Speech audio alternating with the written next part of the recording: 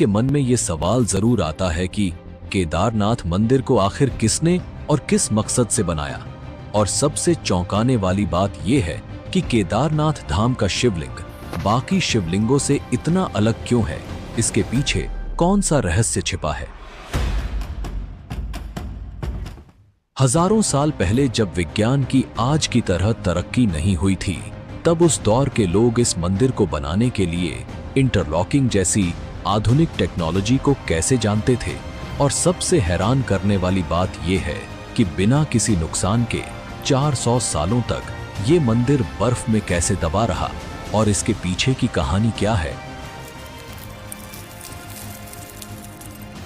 जब मंदिर के कपाट 6 महीने के लिए बंद हो जाते हैं, तब अंदर जलने वाला दीपक आखिर 6 महीने तक कैसे निरंतर जलता रहता है।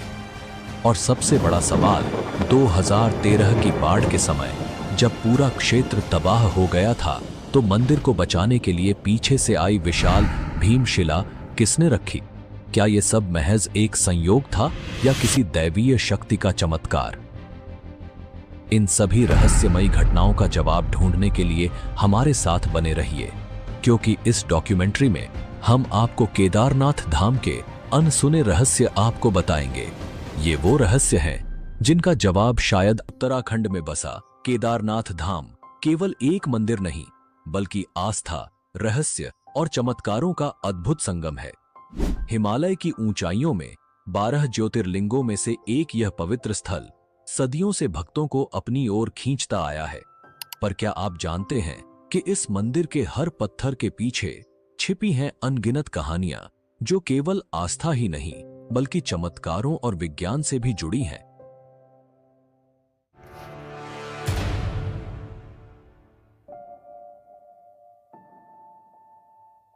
16 जून 2013 की वह काली रात, जब प्रकृति ने अपना तांडव दिखाया और उत्तराखंड के केदारनाथ में हर ओर विनाश कर दिया। लेकिन इसी विनाश के बीच एक ऐसा चमत्कार घटा जिसने लोगों की आस्था को और भी गहरा कर दिया। आइए हम आपको उस समय की भयावहता और चमत्कार के बारे में बताते हैं जिसने केदारनाथ मंदिर को बचाया था। उस रात केदारनाथ में बाढ़ का पानी मंदाकिनी नदी से उफनता हुआ आ रहा था। भारी बारिश और चौराबाड़ी ग्लेशियर के पिघलने से स्थिति और भी भयावह हो गई। पानी, पत्थर और मलबा शहर को अपनी चपेट में लेता जा रहा था। जहां पहले पहाड़ों की सुंदरता थी, वहां अब विनाश का तांडव था। होटल, घर, दुकानें, सब कुछ बहा ले गया। करीबन 6000 लोग मारे गए और लाखों बेघर हो गए। लेकिन एक बात साफ थी, यह आपदा केदारनाथ मंदिर की ओर बढ़ रही थी। क्या यह भगवान शिव के पवित्र धाम को तबाह करने वाली थी? जैसे ही पानी मंदिर की ओर बढ़ा, अचानक एक विशाल शिला, जिसे अब भीमशिला कहा जाता है, पानी के बहाव के साथ बहती हुई मंदिर के पीछे आकर रुक गई। वह पत्थर मंदिर के करीब 50 फीट पीछे रुक गया और बाढ़ के पानी को 2 हिस्सों में बांट दिया। उस क्षण मानो भगवान शिव की स्वयं कृपा ने मंदिर को तबाही से बचा लिया। बाढ़ का सारा पानी भीमशिला से टकराकर मंदिर के दोनों ओर से बह गया। आसपास के सभी ढांचे बह गए, लेकिन मंदिर, शिव का यह पवित्र धाम, चमत्कारिक रूप से सुरक्षित बचा रहा। यह सिर्फ एक घटना नहीं थी, यह शिव के प्रति भक्तों की आस्था का जीवंत प्रमाण बन गया। इस विशाल शिला को स्थानीय लोगों ने भीमशिला का नाम दिया। महाभारत के वीर योद्धा भीम के नाम पर रखी गई यह शिला अब केदारनाथ धाम के चमत्कार की प्रतीक बन चुकी है। इसका नाम भीमशिला ही क्यों रखा गया और पांडव का केदारनाथ से क्या संबंध था, वो हम आगे बात करेंगे। लोगों का मानना है कि यह भगवान शिव की कृपा और महाभारत के भीम की शक्ति का प्रतीक है। आज भी भक्त इस शिला की पूजा करते हैं, इसे मंदिर के दर्शन का अभिन्न अंग मानते हैं। वैज्ञानिक भी इस घटना से हैरान रह गए। उनका मानना है कि यह पत्थर पहाड़ से खिसक कर बहता हुआ नीचे आ गया था। लेकिन यह कैसे संभव हुआ कि यह शिला मंदिर के ठीक पीछे आकर रुकी और पानी के बहाव को 2 हिस्सों में 10 से 15 फीट चौड़ी थी। इसका वजन लगभग 1000 मीट्रिक टन का माना जाता है। अगर यह शिला मंदिर से टकराती तो मंदिर को पूरी तरह नष्ट कर देती। उस दौरान मंदिर में करीबन 300 लोग ने शरण ली हुई थी और इस शिला की वजह से उन सब की जान बच गई। हम सबके मन में ये सवाल जरूर आता है कि 2013 की इतनी भयंकर जल प्रलय के बावजूद केदारनाथ मंदिर आज भी कैसे सुरक्षित खड़ा है। इसका जवाब छुपा है प्राचीन इंटरलॉकिंग टेक्नोलॉजी में। इस तकनीक से मंदिर के भारी पत्थरों को बिना किसी गाड़े या सीमेंट के इस तरह जोड़ा गया कि वो एक दूसरे में पूरी तरह फिट हो गए। हजारों साल पहले जब तकनीक और आधुनिक उपकरणों का कोई नामो निशान भी नहीं था, तब इस मंदिर को भारी पत्थरों से बनाया गया। लेकिन इन पत्थरों को जोड़ने के लिए किसी गाड़े या सीमेंट का इस्तेमाल नहीं हुआ। प्राचीन भारतीय कारीगरों ने पत्थरों को इस प्रकार तराशा कि वो एक दूसरे में एकदम सटीक तरीके से लॉक हो जाते थे।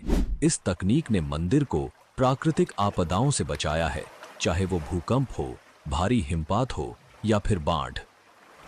2013 की भयंकर बाढ़ के दौरान जब पूरा क्षेत्र तबाह हो गया था, फिर भी केदारनाथ मंदिर पूरी तरह सुरक्षित रहा। यही नहीं, इस मंदिर की दीवारें आज भी वैसे ही खड़ी हैं जैसे सदियों पहले थीं। ये इंटरलॉकिंग तकनीक ही थी जिसने पत्थरों को इतना मजबूत बना दिया कि उन्हें कोई आपदा हिला नहीं सकी। एक ऐसी तकनीक जो आज भी वैज्ञानिकों को चौंका रही है। यही है भारतीय वास्तुकला का कमाल। तो हमारे मन में सबसे बड़ा प्रश्न यह उठता है कि आखिर किसने इतनी मजबूत और अत्याधुनिक तकनीक से केदारनाथ मंदिर का निर्माण किया। इसके पीछे की कहानी और इतिहास को जानना बेहद दिलचस्प है। तो चलिए हम शुरुआत से ही इस पवित्र मंदिर के इतिहास की गहराइयों में झांकते हैं और समझते हैं कि किसने और कैसे इस अद्भुत मंदिर का निर्माण किया। क्या आप में से कोई ऐसा है जिसके दिल में केदारनाथ धाम के दर्शन की गहरी इच्छा है?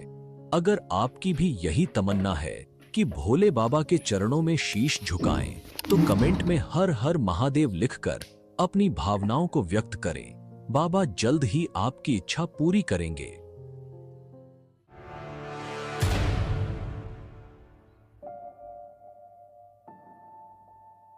केदारनाथ मंदिर का निर्माण अत्यंत रहस्यमय और प्राचीन माना जाता है। यह मंदिर न केवल धार्मिक दृष्टि से महत्वपूर्ण है, बल्कि इसके निर्माण के साथ जुड़ी पौराणिक कथाएं इस स्थल को और भी अधिक अलौकिक और रहस्यमयी बनाती हैं। इसमें हम 3 कथा पर बात करेंगे, जिसमें सबसे प्रसिद्ध कथा है महाभारत की। तो आइए जानते हैं इस मंदिर के निर्माण के बारे में।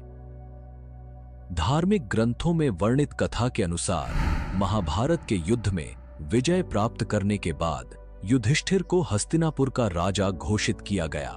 लगभग 4 दशकों तक उन्होंने हस्तिनापुर पर शासन किया। एक दिन पांडव भगवान श्री कृष्ण के साथ बैठकर महाभारत युद्ध की समीक्षा कर रहे थे।